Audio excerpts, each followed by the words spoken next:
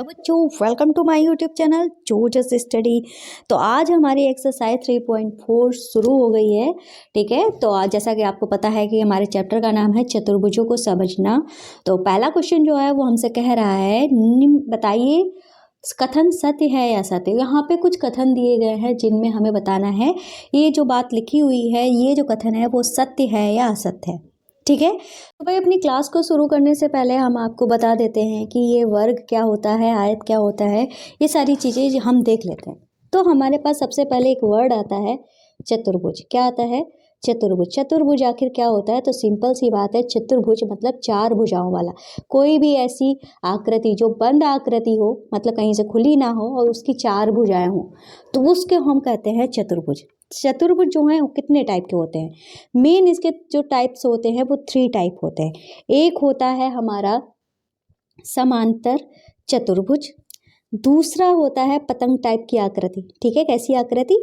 पतंग टाइप की आकृति। ठीक है, कैसी होती है सब आपको बताया जाएगा। फिर वो एक होता है हमारा चतुर्भुज समलंब चतुर्भुज। कैसा चतुर्भुज? समलंब चतुर्भुज। समांतर चतुर्भुज में 3 तरीके के चतुर्भुज आते हैं, इनको ध्यान से आप देख लीजिए। पहला आता है वर्ग, दूसरा आता है सम चतुर्भुज, तीसरा आता है हमारा आयत। ठीक है, और पतंग तो पतंग ही है, समलंब भी है। पहले तो हम वर्ग को देख लेते हैं। ठीक है, वर्ग क्या होता है? तो वर्ग एक ऐसी आकृति होती है जिसकी चारों भुजाएं बराबर होती हैं। ठीक है, चारों भुजाएं बराबर हैं, दोनों विकर्ण बराबर हैं, विकर्ण एक दूसरे को 90 डिग्री पे काटते हैं, साथ में समद्विभाजित भी करते हैं। इसके चारों एंगल 90 डिग्री के होते हैं और दोनों विकर्ण बराबर होते हैं। ठीक है, ये इसकी कई सारी खासियत है। ठीक है, अगर ग्रेड की बात करते हैं, सबसे ज़्यादा खासियत जो चतुर्भुज, ऐसा कौन सा चतुर्भुज है जिसमें सबसे ज़्यादा खासियत है? तो वो आता है हमारा वर्ग। उसके बाद आता है हमारा सम चतुर्भुज। सम चतुर्भुज भी हमारा एक ऐसा चतुर्भुज होता है जिसकी चारों भुजाएं बराबर होती हैं।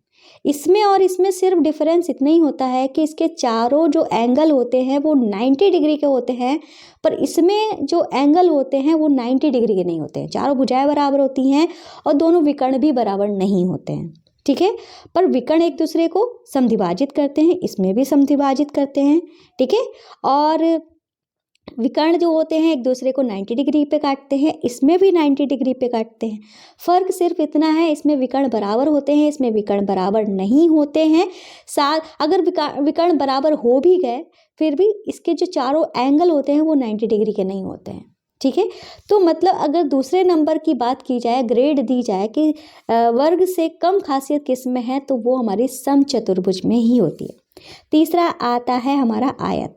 आयत एक ऐसी आकृति होती है जिसकी आमने सामने की भुजाएं बराबर होती हैं। ये भुजा इसके बराबर, ये भुजा इसके बराबर, इसके दोनों विकर्ण बराबर होते हैं। ठीक है, और विकर्ण जो होते हैं एक दूसरे को समद्विभाजित करते हैं, मतलब ये वाली भुजा इस भुजा के बराबर, ये वाली भुजा इस भुजा के बराबर।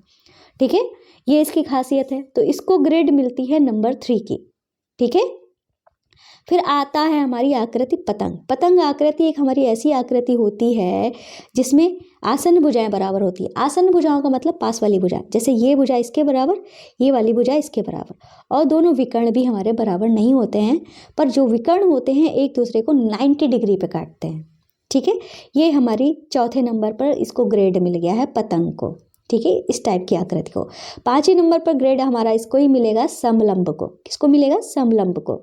ठीक है, तो अब हम यहाँ पे देखते हैं समलंब क्या होता है। तो समलंब की एक ही खासियत, एक या दो ही खासियत हैं। इस तरीके की आकृति होती है जिसकी बस आमने सामने की भुजा जो होती है समांतर होती है, बस इसकी यही खासियत है। ठीक है, ना तो इसके विकर्ण बराबर होते हैं, ना ही इसके ये वाली भुजाएं बराबर होती हैं। ये एक ऐसी आकृति होती है जिसमें भुजाओं का सिर्फ एक ही जोड़ा जो होता है वो बराबर होता है। ठीक है, इसलिए इसको 5 नंबर पे हम रखते हैं। ग्रेड के हिसाब से ही हम देखेंगे हमारा कथन सत्य होगा कि असत्य होगा। ठीक है, जैसे कि हमने जो चीज़ पहले दी है, ठीक है, वो अगर पहले आता है वर्ड तो वो हमारा सत्य हो जाएगा। ये चीज़ हम कैसे समझेंगे, तो चलिए देखते हैं। ठीक है, तो यहाँ पे जैसे कि हमने आपको समझाया हुआ था ये क्लास। ठीक है, हमने क्लास रिकॉर्ड की थी पर डिलीट हो गई, इस वजह से पहले से लिखा हुआ है, तो मैं यहाँ पे शो नहीं कर रही हूँ, सिर्फ क्वेश्चन देख रही हूँ। यहाँ पे लिखा है सभी आयत वर्ग होते हैं। तो सभी आयत वर्ग होते हैं। खासियत किस में ज़्यादा है? वर्ग में खासियत ज़्यादा होती है ना, पर यहाँ पे वर्ग नंबर 2 पे लिखा है, आयत पहले लिखा है, तो इसका मतलब ये कथन हमारा कैसा हो जाएगा? असत्य हो जाएगा। कैसा हो जाएगा? असत्य हो जाएगा। डायरेक्ट हम कह सकते हैं असत्य हो जाएगा। बहुत ही सिंपल तरीका है सत्य असत्य बताने का। जिसकी खासियत ज़्यादा है वो पहले अगर लिखा है तो वो हमारा असत्य हो जाएगा।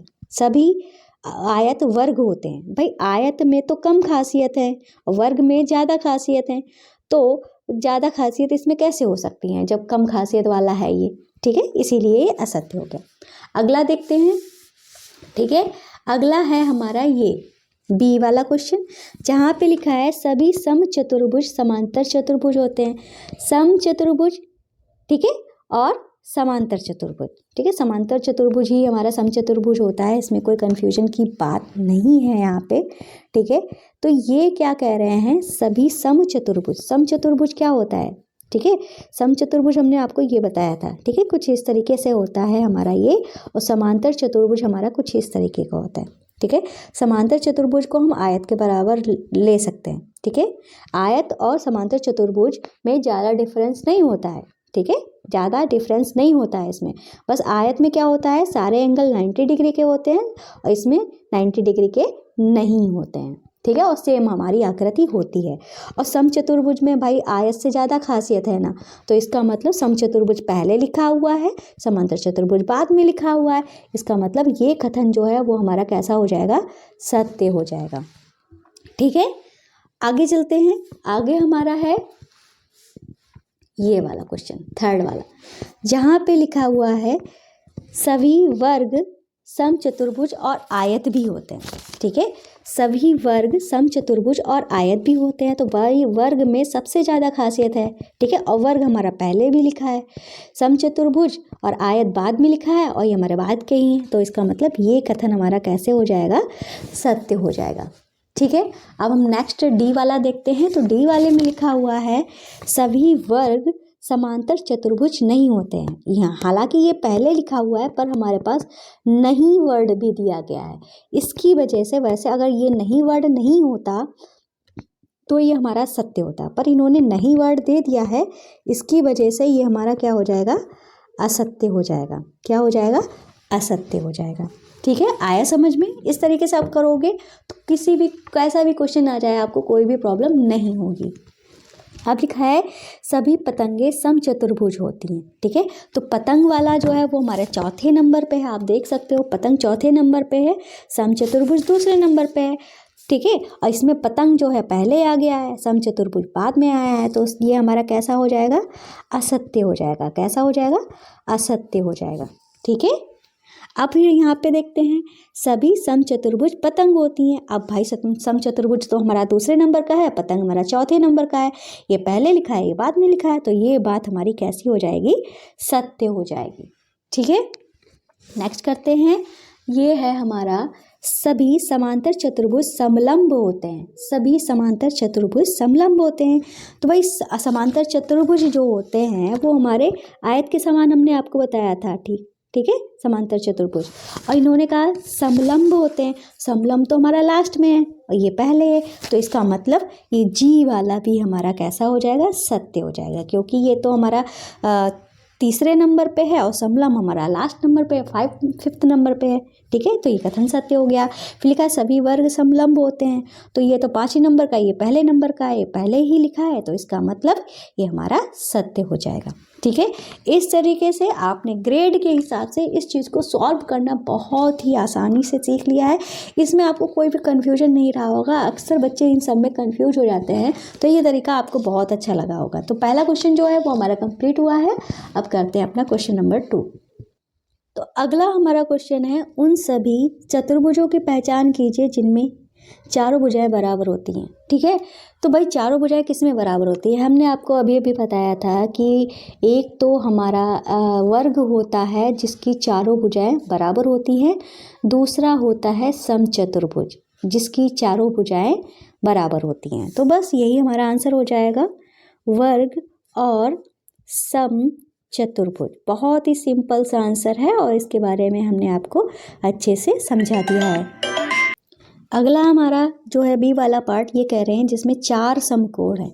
तो 4 समकोण भी हमारी 2 आकृति ऐसी होती हैं जिनमें चारों की चारों भुजाओं जो हैं समकोण बनाती हैं। एक तो होता है हमारा वर्ग, वर्ग के चारों कोण समकोण होते हैं। दूसरा होता है हमारा आयत। क्या होता है?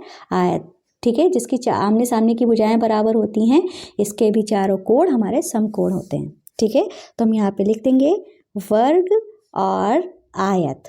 ठीक है, यहाँ पे हम इस तरीके से लिख देंगे। 2-3 दिन क्लास नहीं हो पाई, इसके लिए सॉरी, क्योंकि मुझे जुकाम था, बोला नहीं जा रहा था। ठीक है, अब करते हैं अपना तीसरा क्वेश्चन। ये कह रहा है बताइए कैसे एक वर्ग। तो यहाँ पे हमको बताना है कि ये कैसे एक वर्ग हो सकते हैं।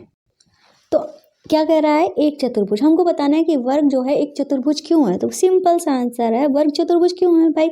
चतुर्भुज इसलिए होता है क्योंकि 4 भुजाएं होती हैं। तो हम यहाँ पे लिख देंगे वर्ग की 4 भुजाएं होती हैं। ठीक है, इसलिए एक चतुर्भुज है। ठीक है, भुजाएं होती हैं। ठीक है, इसलिए क्या है? एक चतुर्भुज है। दूसरा जो हमारा है उसमें क्या लिखा हुआ है? ये एक समांतर चतुर्भुज। वर्ग एक समांतर चतुर्भुज कैसे है? तो समांतर चतुर्भुज की खासियत क्या होती है कि इसके आमने सामने की भुजाएं जो होती हैं बराबर होती हैं, समांतर होती हैं। ठीक है, तो वर्ग में भी तो होता है, आमने सामने की भुजाएं जो होती है बराबर होती हैं, साथ में समांतर भी होती हैं। ठीक है, तो दोनों के कारण जो हैं वो समान आए हैं। तो हम यहाँ पे लिख देंगे आमने सामने की भुजाएं समांतर होती हैं। ठीक है, समांतर होती हैं। ठीक है, इस तरीके से लिख दिया। अब करते हैं तीसरा वाला। तो तीसरे वाले में यहाँ पे क्या लिखा है? एक समचतुर्भुज। समचतुर्भुज की खासियत क्या होती है कि चारों भुजाएं जो होती हैं बराबर होती हैं।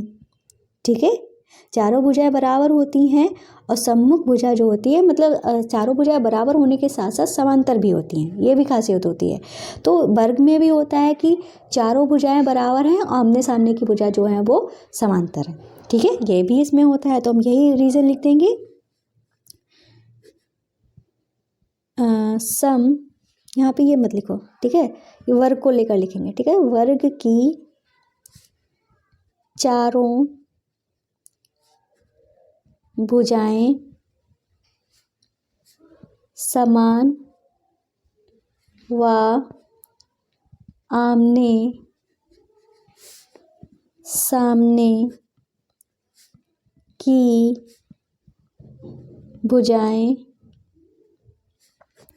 बराबर होती हैं, समांतर होती हैं, समांतर होती हैं।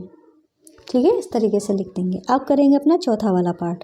तो इसमें कहा है ये वर्ग जो है एक आयत है, ये कैसे है? तो वर्ग में क्या होता है कि इसके चारों कोण समकोण होते हैं और आयत में भी चारों कोण समकोण होते हैं। सबसे बड़ी बात तो यही है। ठीक है, तो हम यहाँ पे लिख देंगे वर्ग के चारों कोण समकोण होते हैं। ठीक है, समकोण होते हैं। ठीक है, इस तरीके से हमने लिख दिया। तो जो तीसरा क्वेश्चन भी हमारा कंप्लीट हो गया है। और आगे बढ़ने से पहले हम आपको बता देते हैं, अगर आपको हमारे ये हैंड रिटन नोट्स चाहिए, इसके लिए प्ले स्टोर से जोजस स्टडी ऐप को डाउनलोड कर लीजिएगा। वहाँ पे आपको हमारे हैंड रिटन नोट्स मिल जाएंगे। ठीक है, साथ में अगर आपको कई चीज़ों में प्रॉब्लम होती है समझने में, तो हमारा एक दूसरा चैनल है जोजस बेसिक मैथ, वहाँ पे चले जाइएगा। जो छोटे छोटे डाउट्स होते हैं वो आपके क्लियर हो जाएंगे, क्योंकि वहाँ पे बेसिक मैथ जो है हम पढ़ाते हैं, साथ में ट्रिकी मैथ्स भी वहाँ पे ली जाती है। ठीक है, तो अब करते हैं अपने क्वेश्चन नंबर 4 को। ये कह रहा है एक चतुर्भुज का नाम बताइए जिसके विकर्ण। ठीक है, हमें विकर्ण से पहचानना है कि किसकी बात कर रहे हैं। ठीक है, तो यहाँ पे देखते हैं पहला पार्ट क्या कह रहा है।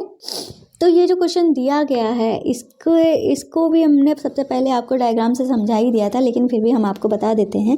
ये कह रहे हैं कि कौन सा चतुर्भुज है जिसके विकर्ण जो हैं एक दूसरे को समद्विभाजित करते हैं। तो हमने आपको बताया था समांतर चतुर्भुज में आने वाले सारे चतुर्भुज, जैसे कि हमने आपको डायग्राम से समझाया था। ये हमारा समांतर चतुर्भुज है। इसमें कौन कौन से आते हैं? वर्ग आता है, समचतुर्भुज आता है, आयत। इन सब के विकर्ण जो होते हैं एक दूसरे को समद्विभाजित करते हैं। ठीक है, तो यही हमारे आंसर हो जाएंगे। तो हम यहाँ पे पहला वाला आंसर लिख देंगे, यहाँ पे लिख देंगे समांतर चतुर्भुज में आने वाले, ठीक है, आने वाले वर्ग और वो समचतुर्भुज, ठीक है, समचतुर्भुज और यार चतुर्भुज व आयत के विकर्ण एक दूसरे को समद्विभाजित करते हैं, समद्विभाजित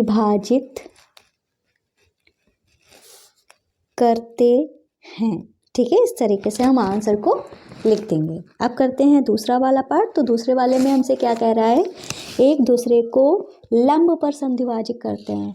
तो कौन जो है वो उस लंब पर समद्विभाजित करते हैं, तो भाई देखो समचतुर्भुज हमने इस तरीके से बताया था, ठीक है, जिसमें ये एक दूसरे पर लंब पे समद्विभाजित कर रहे थे। ये वाली आकृति जो वर्ग की थी ये भी समकोण पर या लंब पर समद्विभाजित, लंब पर समद्विभाजित करना या समकोण पर समद्विभाजित करना, बात एक ही होती है, ठीक है। पर आयत जो हमने बताया था समद्विभाजित कर रहे हैं पर लंब नहीं बनाते, मतलब इनके बीच का एंगल जो है 90 डिग्री का नहीं है, ठीक है। और हमने एक पतंग वाली आकृति बताई थी जिसके भी लंब जो हैं समद्विभाजित नहीं कर रहे हैं पर लंब पर काटते हैं पर समद्विभाजित नहीं कर रहे हैं, तो इसको नहीं लिखेंगे, ठीक है। तो हम यहाँ पे हमारे आंसर क्या हो जाएंगे, ये हो जाएंगे वर्ग व समचतुर्भुज, ठीक है। इसके 2 आंसर होंगे जाके, ठीक है। ये आप चाहे तो ये भी लिख सकते हो, वर्ग और समचतुर्भुज के विकर्ण एक दूसरे को लंब समद्विभाजित करते हैं, ठीक है। अगर ये हमसे कहते कि लंब पर काटते हैं, एक दूसरे को लंब पर काटते हैं, तो पतंग भी हमारा आंसर हो जाता, पर इन्होंने ऐसा बोला नहीं है, समद्विभाजित वर्ड बोल दिया है, इस वजह से पतंग नहीं आ रहा है। अब कह रहे हैं कि जिसके विकर्ण जो हैं बराबर होते हैं, तो भाई विकर्ण जो बराबर होते हैं आयत और वर्ग के ही विकर्ण बराबर होते हैं। तो हमारा आंसर क्या हो जाएगा, आयत व वर्ग, ठीक है, के विकर्ण जो होते हैं वो बराबर होते हैं, ठीक है। तो चौथा क्वेश्चन भी हमारा पूरा कंप्लीट हुआ। अब करते हैं अपना 5वां वाला क्वेश्चन। नेक्स्ट हमारा क्वेश्चन है 5वां। ये कह रहा है बताइए कि एक आयत उत्तल चतुर्भुज है। तो अगर मैंने फिलहाल उत्तल चतुर्भुज और अवतल चतुर्भुज के बारे में पिछली एक्सरसाइज में बताया था। चतुर्भुज के एक तरीके से टाइप जो हैं वो ऐसे भी हमारे बताए जाते हैं, उत्तल और अवतल के रूप में। अब क्या होता है हम आपको फिर से बता देते हैं भाई। देखो, एक होता है उत्तल चतुर्भुज, एक होता है हमारा अवतल चतुर्भुज, ठीक है। उत्तल चतुर्भुज में क्या होता है कि इसके जो एंगल होते हैं, ठीक है, इसके जो कोण होते हैं, इसके सारे कोण 180 डिग्री से कम होते हैं, मतलब इसके सारे कोण जो होते हैं 180 डिग्री से कम होते हैं। अब इसमें क्या होता है, कम से कम एक कोण जो हो, कम से कम, ठीक है, एक कोण जो हो कितने का हो, 180 डिग्री से ज़्यादा हो, ठीक है। इसके सारे एंगल 180 डिग्री से कम हो, इसका कम से कम एक कोण 180 डिग्री से ज़्यादा हो। तो ये एक चीज़ हम कैसे समझेंगे, तो यहाँ पे हम समझते हैं, जैसे कि हम आयत की बात करते हैं तो ये 90 है, ये 90 है, ये 90 है, ये 90 है, सारे ही 180 से कम है, तो ये हमारा कैसा हो गया, उत्तल हो गया, ठीक है।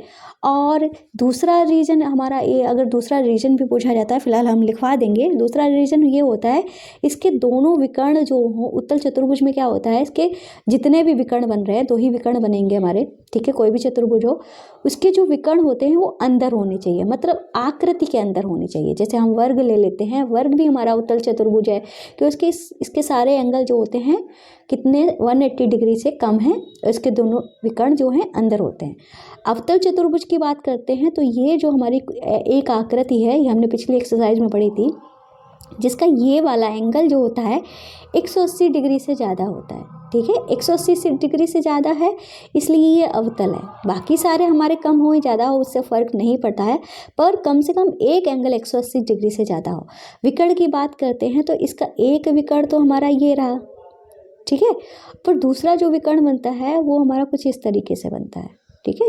ये एक विकर्ण हमारा इस तरीके से रहा, सॉरी ये रहा हमारा एक विकर्ण और दूसरा विकर्ण रहा हमारा ये, सॉरी इसमें ये जो हमारी आकृति है, मैं आपको ये बताना भूल गई, ये जो हमारी आकृति है चतुर्भुज की नहीं है, पंचभुज की है, ठीक है। तो इसमें 3 विकर्ण बनेंगे, एक विकर्ण ये रहा, ये एक विकर्ण ये रहा, अगला जो विकर्ण है वो हमारा बाहर बनेगा, ठीक है। ये हमारी अवतल की आकृति है और इसका ये वाला एंगल जो है कहाँ बनता है, आकृति के अंदर बनेगा और साथ में 180 डिग्री से ज़्यादा का बनेगा, ठीक है। अगर चतुर्भुज की बात करते हैं तो ये जो हमारी आकृति है चतुर्भुज की, ठीक है, ये चतुर्भुज में अगर हम अवतल चतुर्भुज की बात करते हैं तो ये हमारा कुछ इस तरीके की आकृति बनेगी जाके, जहाँ पे ये वाला एंगल 180 डिग्री से कम का रहेगा, इसका एक विकर्ण ये रहा और दूसरा विकर्ण आकृति से बाहर रहा, ठीक है। अब आपको क्लियर हो गया होगा। तो अब इन्होंने कहा था बताइए कि आयत एक उत्तल चतुर्भुज कैसे है। तो पहला तो रीज़न ये है कि आयत के सभी कोण 180 डिग्री से कम के हैं तथा दोनों विकर्ण आकृति के अंदर हैं। अंदर बोलो या अभी अंतर बोलो, ठीक है। ये हमने दोनों रीज़न यहाँ पे लिख दिए हैं, ठीक है। तो क्वेश्चन नंबर 5 भी हमारा कंप्लीट हुआ। अब करते हैं अपना क्वेश्चन नंबर 6। क्वेश्चन नंबर 6 को करने से पहले हम आपको एक बात बोलना चाहते हैं भाई, अगर आपको हमारी क्लास अच्छी लग रही हो तो प्लीज़ हमारे चैनल को सब्सक्राइब जरूर कर देना। एक और रिक्वेस्ट है, हमारी वीडियोज़ को शेयर कर दिया करो, ठीक है। और वीडियो पसंद आए तो लाइक कर देना, कमेंट बॉक्स में सुपर मैम लिखना मत भूलिएगा, ठीक है। अब करते हैं अपना क्वेश्चन नंबर 6। ये कह रहा है ABC एक समकोण त्रिभुज है, ठीक है। फिर ये बोल रहे हैं ओ समकोण की सम्मुख भुजा का मध्य बिंदु है, बताइए कैसे ओ बिंदु ABC से समान दूरी पर स्थित है। फिर ये कह रहे हैं बिंदुओं को चिन्हित अतिरिक्त भुजाएं आपकी सहायता के लिए खींची गई हैं, ठीक है।